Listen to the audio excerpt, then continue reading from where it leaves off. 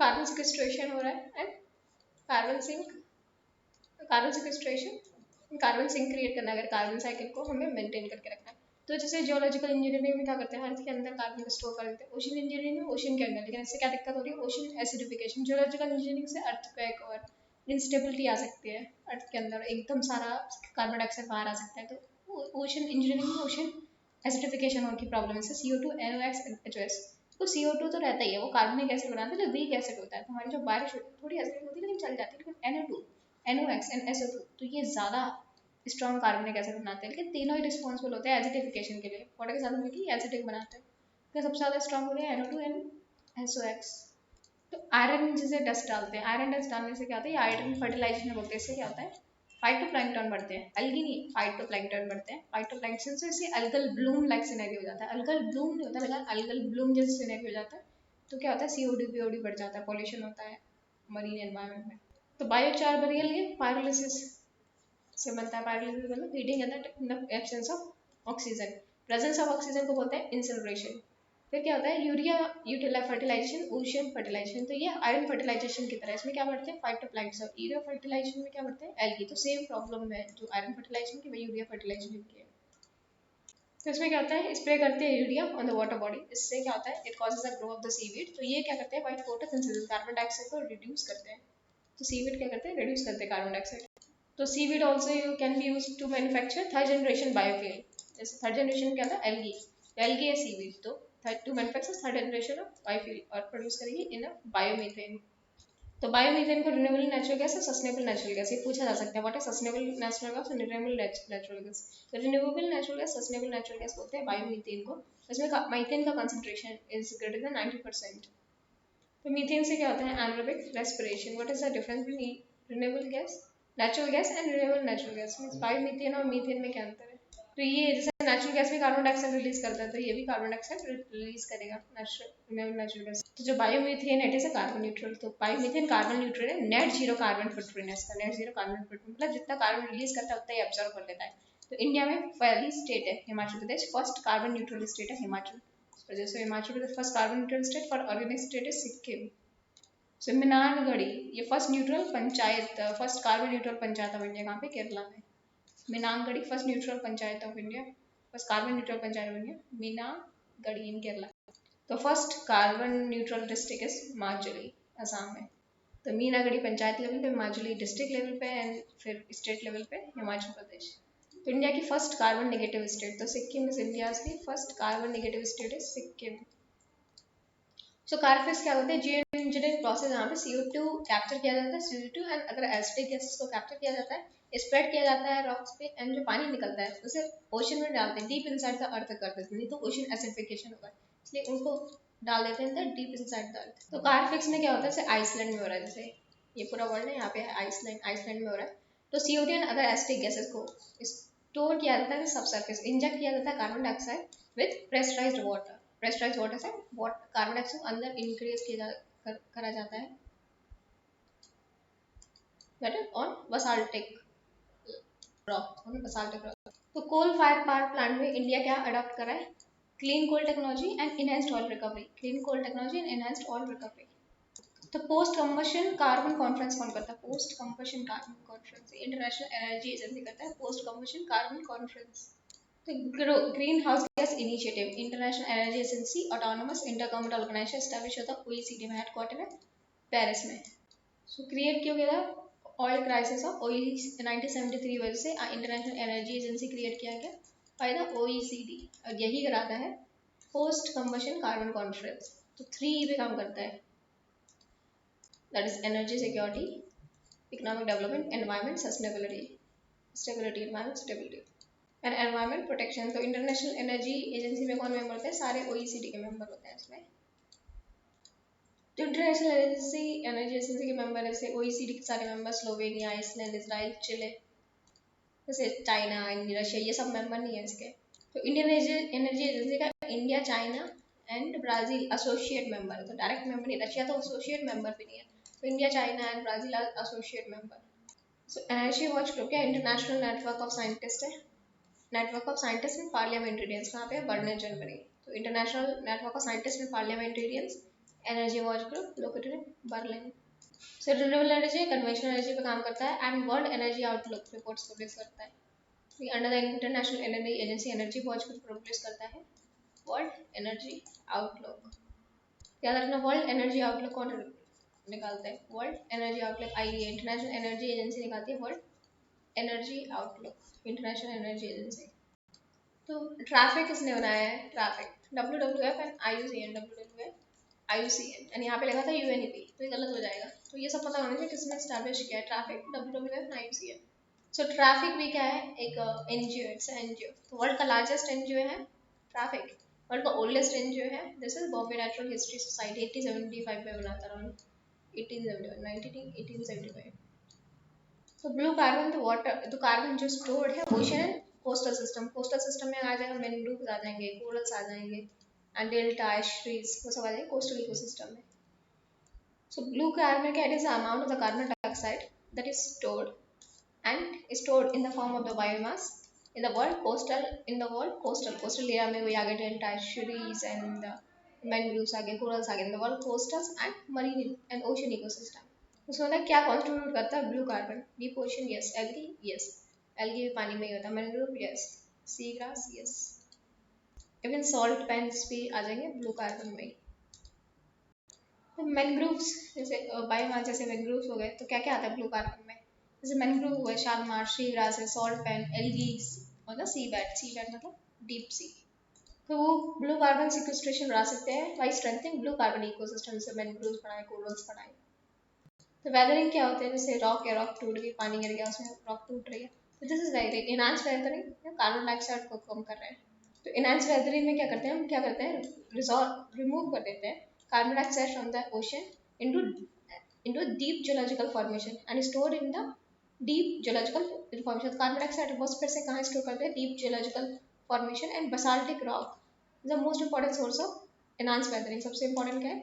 Basaltic rock सबसे अच्छा एक मटेरियल है for the enhance weathering. So BECCS क्या है? Bio energy with carbon capture and storage. में कार्बन डाइऑक्साइड को एक्सट्रैक्ट किया जाता है और यूज किया जाता है for the geological and carbon storage.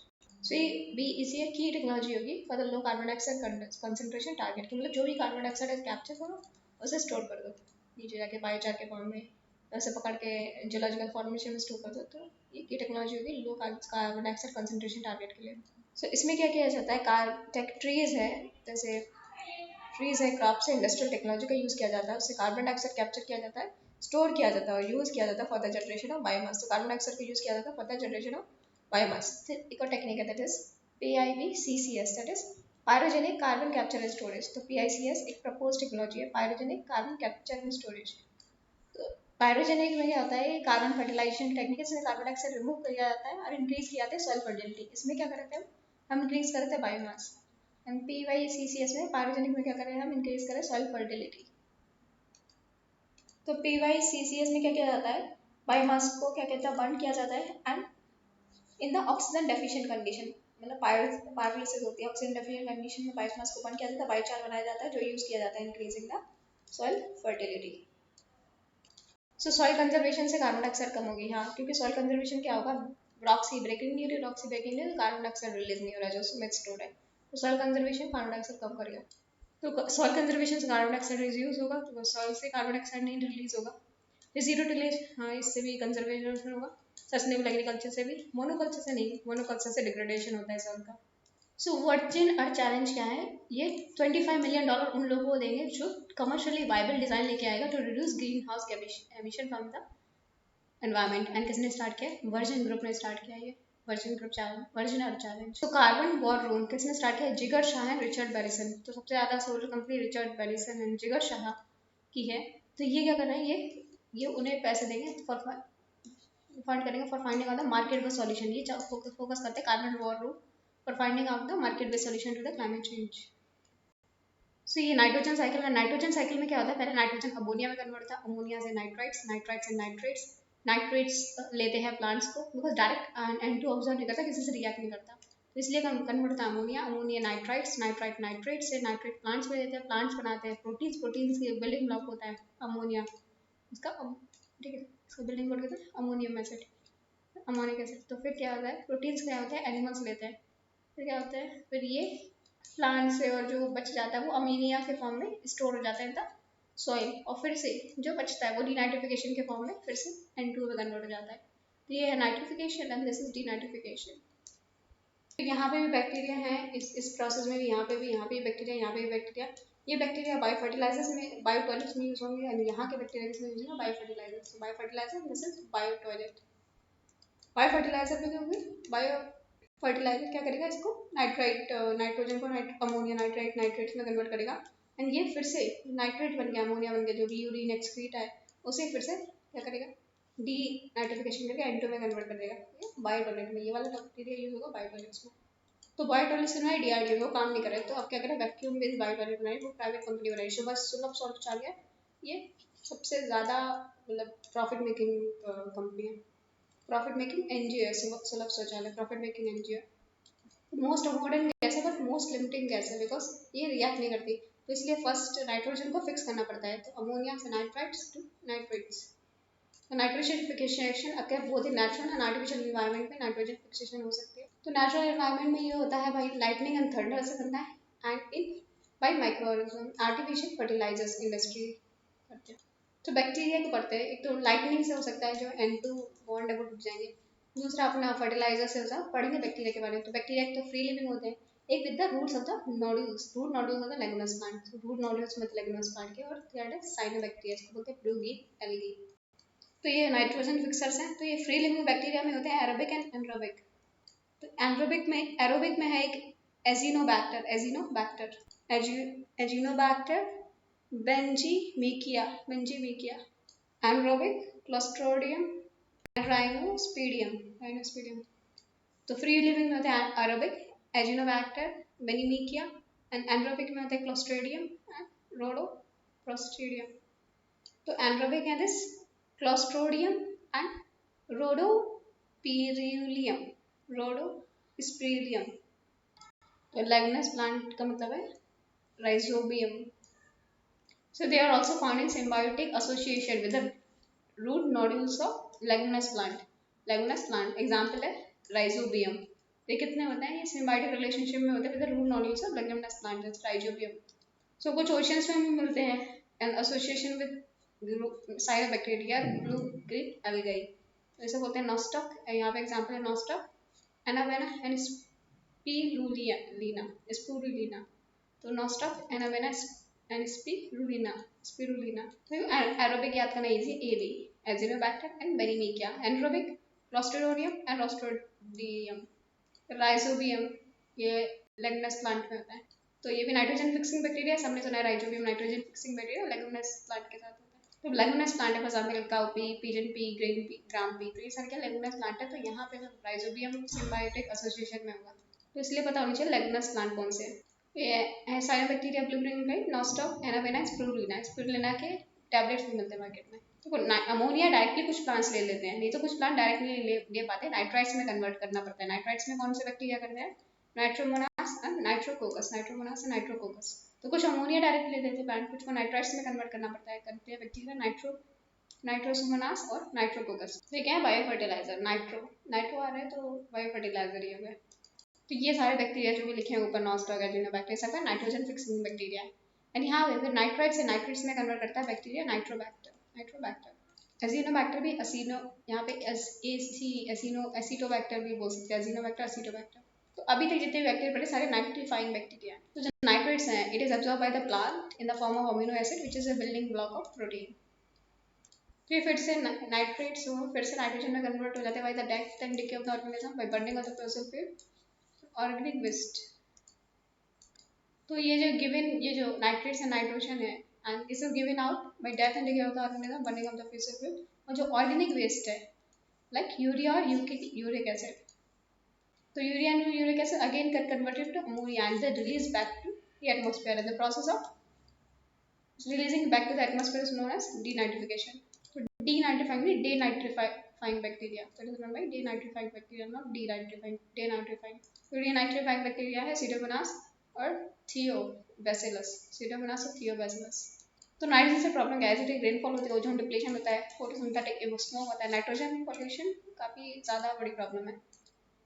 Sulphur सबसे ज़्यादा है कोल में, लेकिन सबसे ज़्यादा पेट्रोल एंड डीजल में नाइट्रोजन ज़्यादा होता है। पेट्रोल एंड डीजल नाइट्रोजन ज़्यादा होता है, सल्फर ज़्यादा कोल से आएगा। कोल नाइट्रोजन भी देता है, लेकिन कोल पेट्रोल एंड डीजल में ज़्यादा होता है, सल्फर कोल में ज़्यादा होता है। तो नाइट्रोजन पोल्यूशन बढ़ रहा है because of the burning of the fossil fuel. Biomass burning या तो नेचुरल हो जाती है, नेचुरल फॉरेस्ट जल जाते हैं, या स्लैशिंग पर एग्रीकल्चर, और वेहिकुलर पॉल्यूशन होता है काफ़ी ज़्यादा। तो पेट्रोल एंड डीजल से नाइट्रोजन ज़्यादा निकलता है, एंड कोल बर्निंग से सल्फर।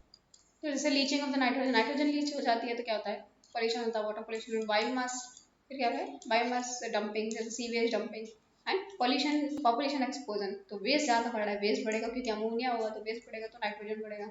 78% से ज़्यादा तो नहीं होना चाहिए। और एविएशन इंडस्ट्री से भी नाइट्रोजन आता है, सबसोनिक जेट से। अब हटा दिया गया, लेकिन aviation industry is the major pollution, nitrogen pollution. So effects क्या है, acid rain, photochemical smoke, global warming, eutrophication, algal bloom and ozone depletion. These are the effects. Acid rain होता है नाइट्रोजन की वजह से, photochemical smoke, global warming, eutrophication, algal bloom and ozone depletion. तो bio toilets में use होगा इसका concept, और BS6 नाम में सल्फर कम होगा 70% एंड नाइट्रोजन कम होगा भाई 30%। तो बायो टॉयलेट में पानी नहीं, हम बैक्टीरिया यूज करेंगे, इसमें स्यूडोमोनास बैसिलस बैक्टीरिया यूज करेंगे। जो बैक्टीरिया है, जो अमोनिया है, अमोनिया को कन्वर्ट कर देगी बायो गैस में। तो यही है गोवर्धन योजना। जैसे एनर्जी में कन्वर्ट कर दिया जाएगा, बायो गैस की फॉर्म में डायरेक्टली रिलीज कर दिया जाएगा। तो डिहाइड्रेशन टेक्नोलॉजी तो बनाई थी, लेकिन दिक्कत क्या थी, बायो टॉयलेट में बहुत सारा पानी यूज हो रहा था, नॉर्मल टॉयलेट से भी ज़्यादा। तो पर्पज ही डिफीट हो गया, पानी और ज़्यादा यूज हो रहा है बायो टॉयलेट में। तो वैक्यूम वाले बायो टॉयलेट्स है, वैक्यूम में क्या होगा, एकदम सक हो जाएगा वैक्यूम में सब कुछ। तो वैक्यूम में हवा एकदम जाएगी, हवा में क्या होगा, जो बैक्टीरिया होंगे सब कुछ उसको ब्रेक डाउन कर देंगे और रिलीज कर देंगे इनटू द एटमॉस्फेयर। तो बायो टॉयलेट क्या होता है, इको फ्रेंडली टॉयलेट होता है, जिसमें human waste is taken into chamber. इसको बोलते हैं डाइजेस्टर टैंक, जिसमें क्या होता है, हाई क्वालिटी बैक्टीरिया होता है, हाई क्वालिटी एनरोबिक बैक्टीरिया होते हैं। तो ये ब्रेक डाउन कर देते हैं organic waste with a very less water, बहुत कम वाटर चाहिए होता है, and give out methane and water as a byproduct. Water को ट्रीट किया जाता है, it is 98% clean and free from pathogen, और इरिगेशन में यूज कर सकते हैं इसे। तो solid residue from the toilet construction purpose के लिए यूज कर सकते हैं। जो अब क्या हो रहा है, वैक्यूम बायो टॉयलेट लगा रहे हैं in the railway, vacuum bio toilet utilise करते हुए less water compare to the normal bio toilet. यहाँ पे मीथेन बनेगी वो ऑफ ग्रिड लोकलाइज, जो पावर प्लांट में यूज कर सकते हैं। मीथेन बायोगैस बनेगी, can be use for off grid local power plant. फिर कोई यहाँ पे बैड स्मेल नहीं आएगी टैंक से, no bad smell from the tanks. और जो कोई भी क्लॉगिंग नहीं होगी यहाँ पे, एंड जो एफ्लुएंट होगा सॉलिड होगा एंड फ्री फ्रॉम वाटर, कोई बदबू नहीं आएगी, कोई बैड स्मेल नहीं आएगी, कॉकरोचेस नहीं होंगे, कोई फ्लाइज नहीं होंगे, कोई मेंटेनेंस की जरूरत नहीं है, no need to remove solid waste को रिमूव करने की जरूरत नहीं है। तो मैनुअल स्कैवेंजिंग की प्रॉब्लम सॉल्व हो जाएगी।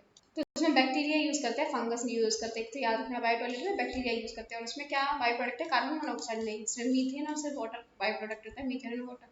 यूट्रोफिकेशन किस साइकिल से रिलेटेड है, यूट्रोफिकेशन तो नाइट्रोजन एंड फास्फोरस साइकिल से रिलेटेड है यूट्रोफिकेशन। नाइट्रोजन फास्फोरस जो कंपोनेंट होता है ज़्यादा बढ़ जाते हैं, तो यूट्रोफिकेशन में जाता है nitrogen phosphorus cycle. So nitrogen dry हो सकता है, वेट वेट मतलब नाइट्रोजन रेन के फॉर्म में आ रहा है, नाइट्रिक एसिड बना के, ड्राई मतलब सॉइल में गिर जाएगा ऐसे ही directly. So which of the following adds nitrogen to the soil, कौन सा नाइट्रोजन ऐड करता है, तो एक्सक्रीशन होगा यूरिया बाय एनिमल, तो इसमें नाइट्रोजन ऐड होता है, हाँ सही है। बर्निंग ऑफ द कोल वजह में, हाँ कोल से नाइट्रोजन निकलता है। और लेकिन ज़्यादा किसे निकलता है, ये जो ऑयल होते हैं, oil and diesel, petrol and diesel से ज़्यादा नाइट्रोजन निकलता है, एंड कोल से सल्फर ज़्यादा निकलता है, लेकिन नाइट्रोजन भी निकलता है। And death of the vegetation, तो यहाँ से भी नाइट्रोजन निकलता है। सल्फर साइकिल एक सेडिमेंट्री साइकिल है। क्वेश्चन था, sulphur cycle do not play any roll on the rocks on the earth. Sedimentary cycle का मतलब कहाँ से आ रहा है, रॉक से आ रहा है। रॉक एक सेडिमेंट्री साइकिल है, तो रॉक से इंपॉर्टेंट रोल प्ले करते हैं। सल्फर साइकिल सेडिमेंट्री साइकिल है। Sulphur is found in organic and inorganic deposit. तो ऑर्गेनिक एंड इनऑर्गेनिक डिपॉजिट में होता है। ऑर्गेनिक जैसे कोल ऑयल एक्सेट्रा, कोल या ऑयल इन डिपॉजिट में, या इनऑर्गेनिक डिपॉजिट हो गया जैसे सल्फेट सल्फाइड्स एक्सेट्रा। ठीक है, तो कैसे बनता है, the weather of the rock on the ocean bed, volcanic eruption, hot spring and geyser से भी निकलता है। ओशन बेड पे भी होता है volcanic eruption, hot spring and geyser, the weathering of the rocks. And जो ऑर्गेनिक सल्फर होता है, it is important constituent protein, protein का इंपॉर्टेंट कॉन्स्टिट्यूएंट होता है sulphur. Organic sulphur important constituent होता है प्रोटीन का। सो एंथ्रोपोजेनिक एक्टिविटीज से, जैसे burning of the fossil fuel, जैसे स्पेशली कोल, से क्या हो रहा है, सल्फर रिलीज हो रहा है। Anthropogenic activities for example weathering हो रही है रॉक की, माइनिंग हो रही है, weathering of the rock, mining. तो weathering, mining, drilling and construction. तो अगर माइन कर रहे हो और उसमें गलीना है, गलीना क्या होता है, सल्फर होता है इसमें। जैसे गलीना निकाले तो इसे लैंड एंड एल्यूमिनियम, तो इसमें सल्फर भी होता है गैलिनम। तो excessive sulphur pollution is excessive sulfur is associated with the air pollution as a rain, wet deposition, dry deposition, इसमें रेन का pH हो जाता है 4.4 to 4.6 and smoke associated with the smoke। तो जो phosphorus cycle important role play करती है in the aquatic ecosystem. तो ये तो मेन स्टोरेज का कहाँ है इन द फॉस्फेटिक रॉक्स। तो इंपॉर्टेंट रोल प्ले करते हैं इन द एक्वेटिक इकोसिस्टम।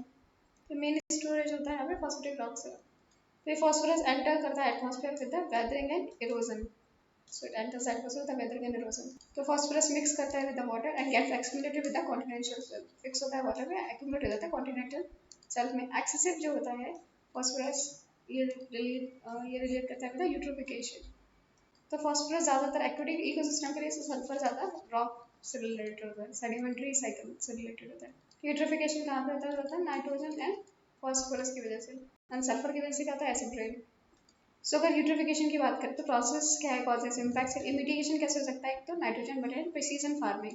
तो प्रिसीजन फार्मिंग जोग्राफी में पढ़ चुके हैं। Nitrogen budget is important. Excessive use of nitrogen, nitrogen fertiliser यहाँ पे जा रहे हैं, फार्म्स में यहाँ पे जाएगा, ये अंडरग्राउंड जाएगा, अंडरग्राउंड से सी में जाएगा। एनपी के, इसमें एनपी का ज़्यादा है, के क्या पे कम है, तो यहाँ पे कह रहे हैं एनपी ज़्यादा है लेक्स में।